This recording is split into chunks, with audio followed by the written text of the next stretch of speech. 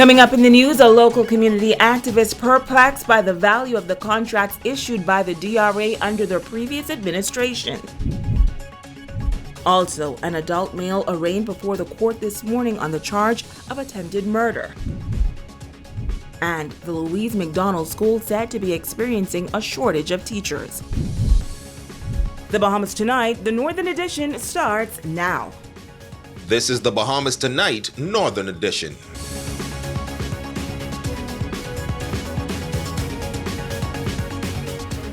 Good evening, Bahamas. I'm Shashina Wolf-Parkinson. As always, it is so great to have you with us. Topping news, contracts worth tens of millions of dollars issued under the former administration in the Disaster Reconstruction Authority remains in question. Tonight, a community activist who played a vital role in the rebuilding efforts on Grand Bahama is calling for accountability for the sake of those who remain in a hopeless state after Hurricane Dorian.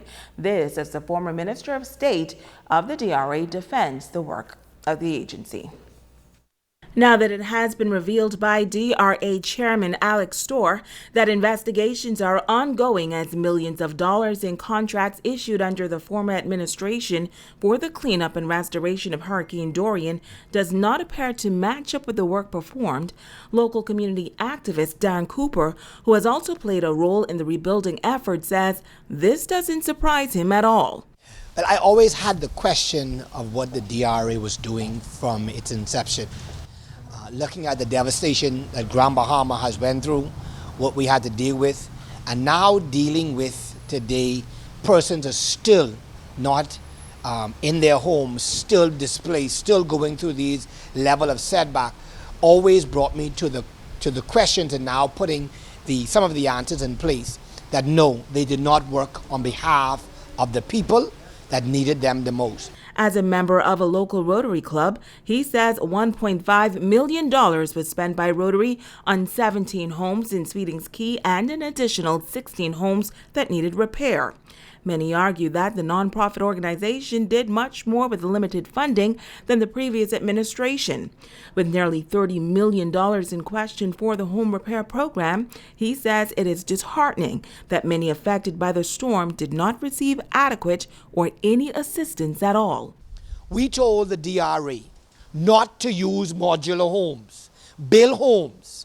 When we were done with building homes in Sweetings Key, they came with modular homes, which at least 8 to 9 of them were damaged, and residents in Sweetings Key, or the 18 that's there, cannot use them even if they want to sleep in them because the floor caving in, the roof is leaking, or the trailer is leaking. The former managing director of the D.R.A. tasked with managing recovery and reconstruction on Abaco and Grand Bahama, Kate Forbes Smith, is now suing the government after she was terminated from her role last year for over $400,000.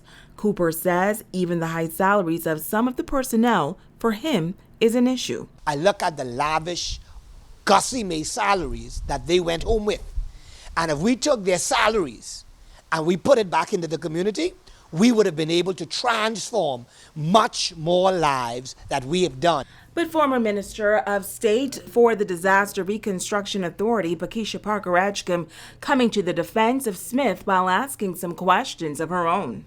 The bigger picture in all of this is, what message are we sending for women who were qualified in this country with regards to pay? And it comes right back to the lines of equality. At the end of the day, you're bringing into question a contract that was signed for work to be performed. I understand other matters surrounding the entire authority, and I'm not going away from any of that. Those things will be brought to light in the audit. Her qualifications in this particular instance absolutely warrants a salary of this magnitude, which is not unusual. So that is the basis of which I am defending what was signed, what she is owed, and what is the right thing to do in this instance. But what matters most is what happens from here. Chairman of the D.R.A., Alex Storr, says it begins with revamping the home repair program. On our visit to Sweeting Ski yesterday, we met with Rotary and had an explanation of the program that they did building houses. And so we're in negotiations with them to see how, if we can take their program and become involved in it and try and see if we can make it a wider program where we can affect more people, because I think their situation, the funding, the amount of funds that they were expending was better spent than what the government was spending on the domes and other such situations. So. Well, tonight we have public reaction to the D.R.A.'s controversy. As we hear in this report from J. Philippe, some residents say that they are still waiting for some form of assistance.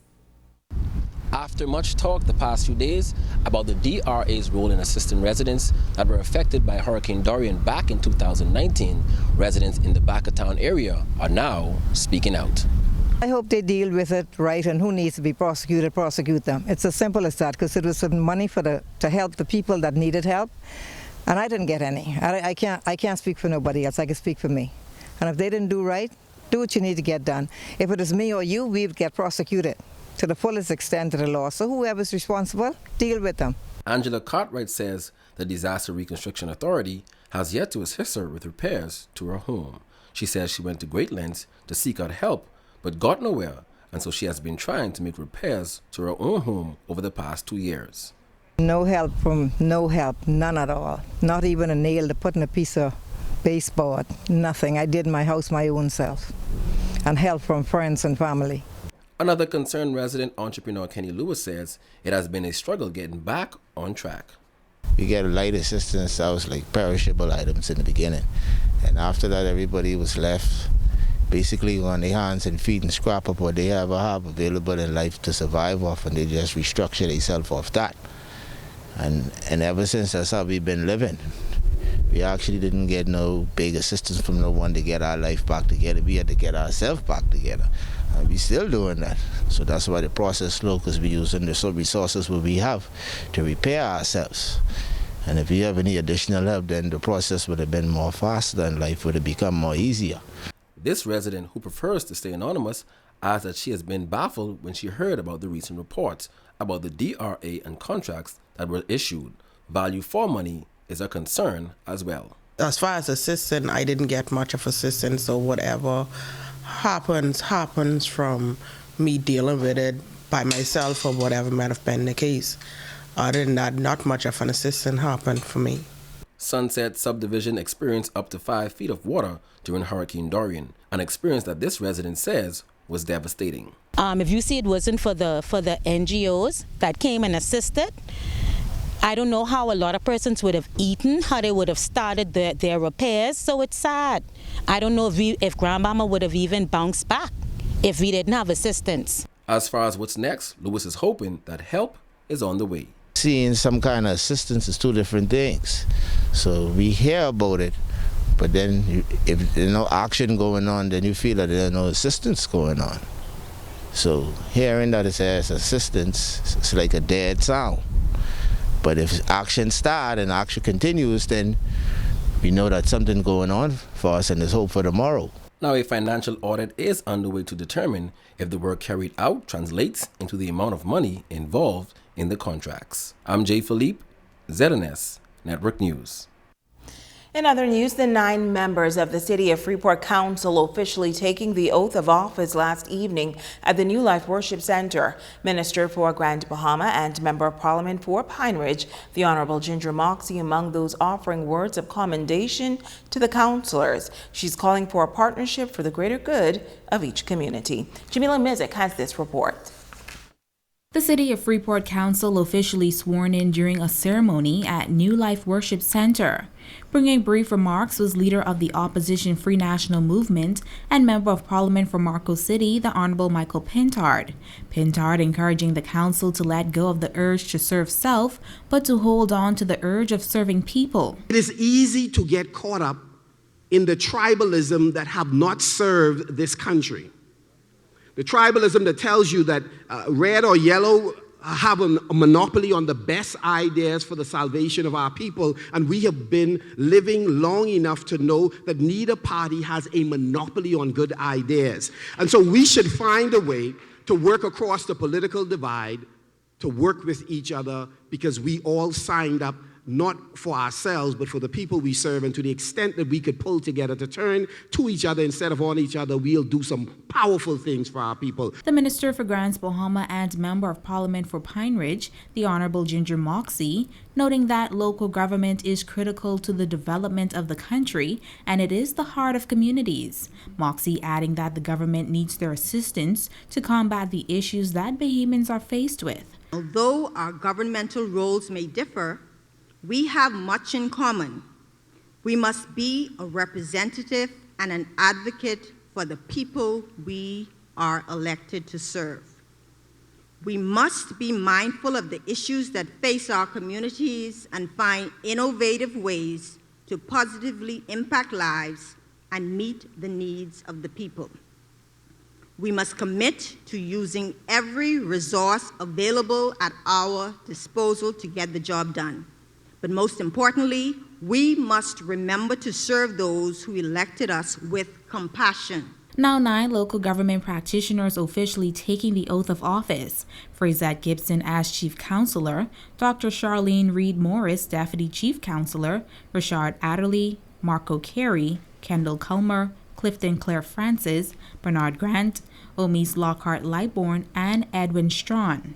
Chief Counselor Frazette Gibson noting that she has always had a passion for service, thanking those who have supported her, including her colleagues on the council, for affording her the opportunity of serving as Chief Counselor. Let us commit ourselves not just to raising the standard of living to our beloved communities, but also to expanding the possibilities of our residents through selfless dedication and quality service. Yes, the work ahead may be challenging, but I'm convinced, with God's help, if we continue to band together as one, we can accomplish great things for the city of Freeport. In the words of Barack Obama, yes, we can. Together we can. Let us unite as a force for good, a force for success, a force for progress. Jamila Missick, ZNS Network News. Well, members of the Green Turtle Key District sworn into office. This district is the second district in the Abacos to be led by women. Initially, only 2 persons nominated for that district, Greg Curry and Donald Ouden. The remaining 3 members had to be appointed by the minister. The appointed councilors are Ken Jones, Claudia Sawyer, and Sheena Newbold.